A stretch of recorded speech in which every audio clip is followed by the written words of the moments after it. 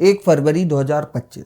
शायद आप सभी को ये डेट याद होगी जब इस साल का बजट अनाउंस हुआ था। I am now happy to announce that there will be no income tax payable up to income of 12 lakh rupees. अब ये वीडियो में ये नहीं बताऊंगा कि बजट में क्या था, वो देखना हो तो यूट्यूब में ऐसी कई वीडियोस आपको मिल जाएंगी। अब इस वीडियो में ये पता चलेगा कि टैक्स चेंजेस करके इंडिया में क्या असर पड़ा और मिडिल क्लास पर्सन के लिए क्या ये सच में एक अच्छी न्यूज़ है या इससे भी गवर्नमेंट मिडिल क्लास को लूटना ही चाह रही है। अब लेटेस्ट बजट में अप टू 12 लाख रुपीस तक कोई भी टैक्स नहीं लगेगा।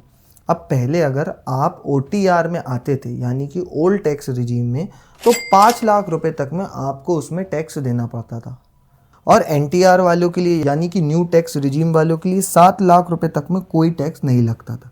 अब इसकी वजह से काफ़ी लोग अपने कंजम्पशन को कम करते जा रहे थे, यानी कि काफ़ी लोगों के पास पैसा बच नहीं रहा था, तो वो लोग अपने कंजम्पशन को यानी कि अपनी नीड्स को कम कर रहे थे, मतलब खरीदी कम कर रहे थे। अब एज अ रिजल्ट हुआ क्या कि लोगों ने खरीदी कम किया, लोगों ने कंजम्पशन कम किया, तो जो एक्सपेक्टेड रेट में GDP बढ़ना था, इकोनॉमी बढ़ना था, वो बढ़ी ही नहीं। अब यही सब चीज़ों को देखते हुए गवर्नमेंट ने एक इनिशिएटिव लिया जहाँ पे रिसेंट बजट में उन्होंने ये अनाउंस किया कि लगभग 12 लाख रुपए तक में कोई भी टैक्स नहीं देना पड़ेगा, जिसकी वजह से जो लोग टैक्स भरते थे उनके हाथ में ऑन एन एवरेज 7 से 8 हज़ार रुपये एक्स्ट्रा बचने लगे पर मंथ।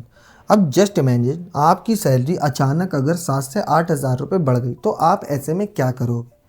अब मैं हूँ तो मैं तो सिर्फ दो ही चीज़ करूँगा, या तो मैं अपने पैसों को खर्च करूँगा यानी कि अपनी बेसिक नीड्स में, शौक में, यानी यहाँ वहाँ घूमने में, या इसके अलावा अपने पैसों को बैंक में रखूँगा या इन्वेस्ट करूँगा, और शायद 90% लोग भी यही करेंगे। अब ये करने से गवर्नमेंट को और टैक्स पेयर्स को क्या फ़ायदा होगा। और लास्ट कुछ टाइम से जो हमें बताया जा रहा है कि इंडिया की GDP 7% से बढ़ रही है, तो क्या सच में ऐसा हो भी रहा है या फिर नहीं, और क्या ये टैक्स स्लैब को चेंज करके गवर्नमेंट को कोई दूसरा ही प्लान है जिससे खुद गवर्नमेंट को फ़ायदा मिले। अब असली स्टोरी क्या है, ये सब टैक्स चेंज करके क्या फ़र्क पड़ने वाला है और गवर्नमेंट ने ये जो इनिशिएटिव लिया है इससे क्या क्या फ़ायदा और क्या नुकसान हो सकता है। अब यही सब जानने के लिए आप इस वीडियो को एंड तक देखना, और at the end of the video ये टैक्स चेंजेस के चलते कौन कौन से आने वाले सेक्टर्स में आपको एक स्पाइक, एक हाइक मिलेगी, ये भी बताऊंगा।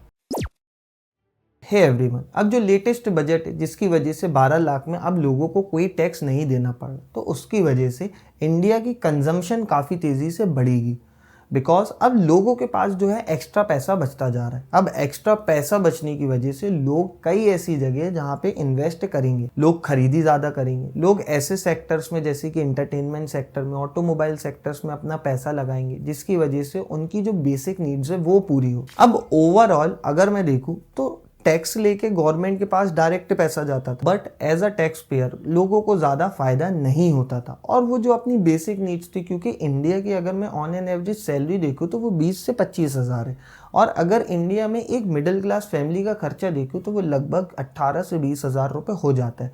तो अगर जो लोग टैक्स भरते भी थे तो उन लोगों के पास इतना पैसा नहीं बचता था कि वो अपनी बेसिक नीड्स को और ज़्यादा बढ़ाए। इसकी वजह से GDP में काफ़ी ज़्यादा असर देखने मिला, और जो RBI ने एक्सपेक्ट किया था कि GDP 6.8 to 7% से हर साल बढ़ रही है इंडिया की, ऐसा हुआ ही नहीं। अब इसी चीज़ को चेंज करते हुए गवर्नमेंट ने 12 लाख रुपए तक में टैक्स नहीं लगाए। अब इसकी ओवरऑल साइकिल क्या बनेगी ये समझना।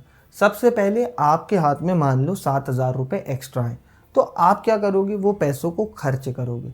अब वो पैसों को खर्च करोगे तो वो सेक्टर बढ़ेगा, वो सेक्टर बढ़ेगा तो उसकी GDP पे असर पड़ेगा, और ये पैसा एट द एंड गवर्नमेंट के पास ही जाएगा। बिकॉज अगर आप कहीं भी पैसे खर्च करोगे, जिस भी सेक्टर में जो भी चीज़ खरीदोगे उसमें भी कहीं ना कहीं टैक्स जुड़ा ही रहेगा, और ओवरऑल आपके हाथ में तो पैसा ज़रूर है, बट इसके वजह से आपकी भी नीड्स पूरी होगी, और जो इंडिया की GDP जो इकोनॉमी उसमें भी हाइक मिलेगा। और जो सेक्टर्स में आप इन्वेस्ट करोगे, जैसे मैं एग्जांपल बता देता हूँ, अब लोग FMCG सेक्टर में, ऑटोमोबाइल सेक्टर में, फैशन इंडस्ट्री सेक्टर में, रियल स्टेट में, और भी काफ़ी ऐसे सेक्टर्स है जहाँ पे आपको एक हाइक देखने मिली। अब RBI के अजम्पशन के हिसाब से इंडिया की GDP जो थी 6.8 to 7% से बढ़नी थी, बट ऐसा हुआ नहीं। अब एज अ रिज़ल्ट हुआ क्या कि काफ़ी लोगों को लॉस हुआ, जिसकी वजह से FIIs जो थे यानी कि फॉरेन इंस्टीट्यूशनल इन्वेस्टर्स, उन्होंने अपना पैसा निकाला। तो जो मेजर डंप आपको थोड़े टाइम पहले यानी कि लास्ट 6 महीने में मार्केट में देखने मिल रहा था, उसका रीज़न यही था क्योंकि इंडिया की जो GDP एक्सपेक्ट की गई थी उतनी हुई नहीं। उसकी वजह से जो FIIs थे, फॉरेन इंस्टीट्यूशनल इन्वेस्टर्स, उन्होंने अपना पैसा खींचा और पैसा खींचने की वजह से मार्केट में आपको डंप देखने मिला। अब ओवरऑल अगर मैं बात करूं लास्ट 1 वीक या 2 वीक पहले की, तो मार्केट तो अभी 16 या 1700 पॉइंट से ऊपर हो चुका है। बट ये जो मेजर स्पाइक देखने मिला उसका रीज़न यही था कि FIIs ने अपने पैसे मार्केट से निकाले। नेक्स्ट बड़ा इम्पैक्ट जो देखने मिला वो देखने मिला इंडियन रुपीस कम होते हुए।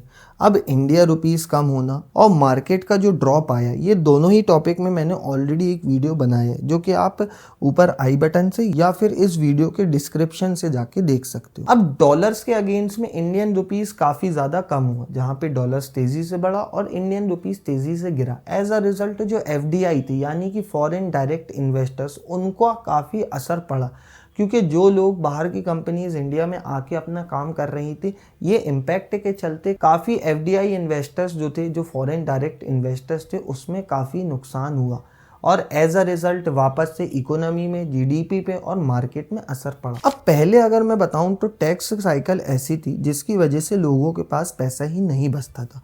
गवर्नमेंट पूरा पैसा मिडिल क्लास आदमी से चूस लेती थी और एट दी एंड लोगों के पास पैसे खर्च करने को नहीं थे। अब इंडियन टैक्स सिस्टम के ऊपर अगर आपको वीडियो देखना है तो ऑलरेडी मैंने इंडियन टैक्स सिस्टम के ऊपर एक पूरी डेडिकेटेड वीडियो बनाई है जो कि 24-25 मिनट लॉन्ग है। उसमें मैंने डिटेल में एक्सप्लेन किया है कि इंडियन टैक्स सिस्टम कैसे काम करता है। अब इस वीडियो के एंड में मैं वो वीडियो को पिन भी कर दूंगा, वहाँ से आप डायरेक्टली देख सकते हो। अब ये टैक्स सिस्टम की वजह से जो पहले OTR NTR वगैरह चल रहा था, जहाँ पे 5 लाख 7 लाख रुपए तक में कोई भी टैक्स नहीं लग रहा था, उसके चलते काफ़ी ज़्यादा इम्पैक्ट काफ़ी ऐसे सेक्टर्स में भी देखने मिला। जैसे एग्जाम्पल से समझो कि थोड़े टाइम पहले दिवाली थी, 2024 में दिवाली में ऑटोमोबाइल सेक्टर में काफ़ी ज़्यादा फ़र्क पड़ा। जितना एक्सपेक्ट किया गया था उतना हुआ ही नहीं। As a result automobile sector के स्टॉक्स नीचे गिरे। अगर मैं एग्जाम्पल ले लूँ तो टाटा मोटर्स काफ़ी टाइम से नीचे गिरता हुआ आ रहा। उसका रीज़न यही था कि लोगों ने उतनी गाड़ी खरीदी ही नहीं जितनी टाटा मोटर्स ने मैन्युफैक्चरिंग कर ली थी। अब एग्जाम्पल से बताऊँ तो 2023 की दिवाली में 100 गाड़ियाँ बिकी। अब एक्सपेक्ट ये किया जा रहा था कि 2024 की दिवाली में 200 गाड़ी या फिर 250 गाड़ी बिकेंगी। अब इनकी एक्सपेक्टेशंस के हिसाब से इन्होंने काफ़ी ज़्यादा गाड़ी मैन्युफैक्चर कर रखी थी, बट लास्ट में हुआ ये कि जितना एक्सपेक्ट किया गया था उतना हुआ ही नहीं और इनका जो ओवरऑल स्टॉक्स था गाड़ियों का जो इन्होंने पहले से मैन्युफैक्चर की थी वो बिकी नहीं। इसकी वजह से इनका Q3 का रिजल्ट भी बुरा आया और इनके शेयर में काफ़ी ज़्यादा ड्रॉप देखने मिला और टाटा मोटर्स काफ़ी ज़्यादा नीचे गिरा। अब लास्ट में गवर्नमेंट ने टैक्स स्लैब में चेंजेस करके लोगों के लिए एक्स्ट्रा पैसे बचा दिए। अब लोग ज़्यादा खर्च करेंगे जिससे जो पूरी GDP साइकिल ख़राब हुई थी वो सही होगी और इकोनॉमी भी बढ़ते रहेगी। आगे चलकर ये फिर चेंज हो जाए ये पता नहीं। अब इससे तो फ़ायदा हुआ, काफ़ी जो लोग टैक्स भरते थे उनको टैक्स देने से बच गए। अब यहाँ नुकसान भी काफ़ी हुआ। अब ऐसे कई सेक्टर्स हैं जिनको इस चीज़ का नुकसान हुआ। अब इंडिया में अगर मैं बताऊँ तो जनवरी, फरवरी और मार्च ये 3 फाइनेंशियल मंथ्स कहलाते हैं और इंश्योरेंस सेक्टर्स के लिए ये 3 मंथ ऐसे होते हैं जो सबसे ज़्यादा अच्छे माने जाते हैं। इंश्योरेंस सेक्टर जो साल भर में बिजनेस करता है वो इन 3 महीने में बिजनेस करता है, बट ये टैक्स चेंजेस की वजह से इनका बिजनेस में काफ़ी ज़्यादा इम्पैक्ट मिला। जनवरी, फरवरी, मार्च ये 3 महीने में लोग टैक्स बचाने के चक्कर में अपने कई ऐसे प्लान्स लेते थे जिसमें टैक्स की बचत मिलती थी। एग्जांपल यूलिप प्लान या फिर इंश्योरेंस प्लान। अब लोगों के पास ऑलरेडी पैसा बचने लगा है, ऑलरेडी जो लोग 12 लाख तक कमाते हैं उनको कोई भी टैक्स नहीं देना पड़ रहा, तो वो लोग टैक्स बचाने के लिए कोई प्लान लिए ही नहीं और एज अ रिजल्ट जनवरी, फरवरी, मार्च ये तीनों ही महीने में जो स्पाइक देखने मिलने वाला था इंश्योरेंस सेक्टर्स को वो मिला ही नहीं और काफ़ी जो इंश्योरेंस सेक्टर्स थे उसमें कोई भी पंप नहीं आया। अब ऐसे तो इंडिया ग्रोथ स्टोरी काफ़ी ज़्यादा बताई जा रही थी। इंडिया इंफ्रास्ट्रक्चर सेक्टर में बढ़ रहा है, IT सेक्टर में बढ़ रहा है, डिजिटल सेक्टर में बढ़ रहा है, इंडिया की GDP बढ़ रही है, ये सब बताया तो काफ़ी अच्छे से जा रहा था, लेकिन और जो एक्सपेक्ट किया गया था वो हुआ नहीं, जिसकी वजह से गवर्नमेंट ने ये इनिशिएटिव लिया कि लोगों के पास पैसा बच नहीं रहा है और पैसा नहीं बच रहा तो लोग खर्चे नहीं कर रहे हैं और GDP पे और ये सब सेक्टर्स में असर पड़ रहा है। इसलिए जो आपको टैक्स स्लैब में चेंजेस देखने मिला है ना, जैसे 7 लाख से 12 लाख तक पे कोई टैक्स नहीं लग रहा है, तो उसके पीछे का रीजन यही है। अब एट द एंड जो सबसे मेन टॉपिक है उसमें आ जाते हैं कि ये टैक्स स्लैब चेंजेस की वजह से जो सेक्टर्स बढ़ेंगे, इंडिया का कंजम्पशन बढ़ेगा तो लोग खर्च ज़्यादा करेंगे, और वो खर्च कौन कौन से सेक्टर्स में करेंगे और आने वाले टाइम में कौन सा ऐसे सेक्टर्स है जो बढ़ते हुए दिखेंगे, उसकी बात कर ले। अब अभी फरवरी में तो चेंजेस होना स्टार्ट हुए, जिसकी वजह से अब लोग धीरे धीरे टैक्स बचा रहे हैं, लोग खर्च करना चालू कर रहे हैं। और खर्च कहाँ कर रहे हैं, जैसे कि FMCG सेक्टर्स में, जो लोगों की डेली नीड्स की ज़रूरत रहती है उन सेक्टर्स में, फूड एंड बेवरेजेस सेक्टर्स में यानी कि खाने पीने के सेक्टर में, और इंटरटेनमेंट सेक्टर में, रियल एस्टेट सेक्टर्स में, ऑटोमोबाइल सेक्टर में, ट्रैवलिंग में। तो ये सभी वो सेक्टर है जहाँ पे लोग अपना पैसा अब ज़्यादा खर्च करेंगे, ताकि लोगों के पास पैसा ज़्यादा बच रहा और लोगों का कंजम्पशन ज़्यादा हो रहा है। और जो मेन इंपॉर्टेंट सेक्टर है फाइनेंशियल सेक्टर, वो भी मत भूलना। तो ये सभी सेक्टर है जहाँ पे आपको आने वाले टाइम में एक मेजर स्पाइक देखने मिलेगा। और लास्ट में कंक्लूजन ऑफ द वीडियो यही है कि पैसा जाना गवर्नमेंट के पास ही है। हाँ, बस ये है कि जो रिलीफ मिला है वो कब तक है ये पता नहीं। अब आने वाले फाइनेंशियल मंथ में क्या चेंज होगा ये तो पता नहीं, लेकिन जब तक 12 लाख में कोई टैक्स नहीं लग रहा है, जब तक टैक्स पेयर्स के लिए ये काफ़ी ज़्यादा रिलीफ की बात। अब इससे कई सेक्टर्स को नुकसान भी हुआ, जैसे कि इंश्योरेंस सेक्टर्स को, और कई ऐसे सेक्टर्स हैं जिसको फ़ायदा भी होगा। और ओवरऑल जो सबसे मेन इंपॉर्टेंट चीज़ है वो है टैक्स पेयर्स के लिए, क्योंकि उनको काफ़ी रिलीफ मिला। अब वो लोग अपना पैसा ज़्यादा बचा सकते हैं और उसको ज़्यादा यूज़ कर सकते हैं, जिसकी वजह से ओवरऑल GDP बढ़ेगी। अब इस वीडियो में मैंने हर एक चीज़ कवर किया। अब अगर आपको कोई भी डाउट्स हो तो कमेंट्स में ज़रूर पता करना। और एट द एंड अगर आपको ये जानना है कि इंडिया का टैक्स सिस्टम कैसे काम करता है, तो स्क्रीन में आ रही ये वीडियो को ज़रूर देख। और अगर आप भी इन्वेस्टमेंट करते हो और ये ढूंढ रहे हो कि कौन सा ऐसा सही मौका है जब हमें इन्वेस्टमेंट करनी चाहिए, तो उस चीज़ के लिए स्क्रीन में आ रही ये वीडियो को ज़रूर देखना। So that's all in this video. Bye bye and have a great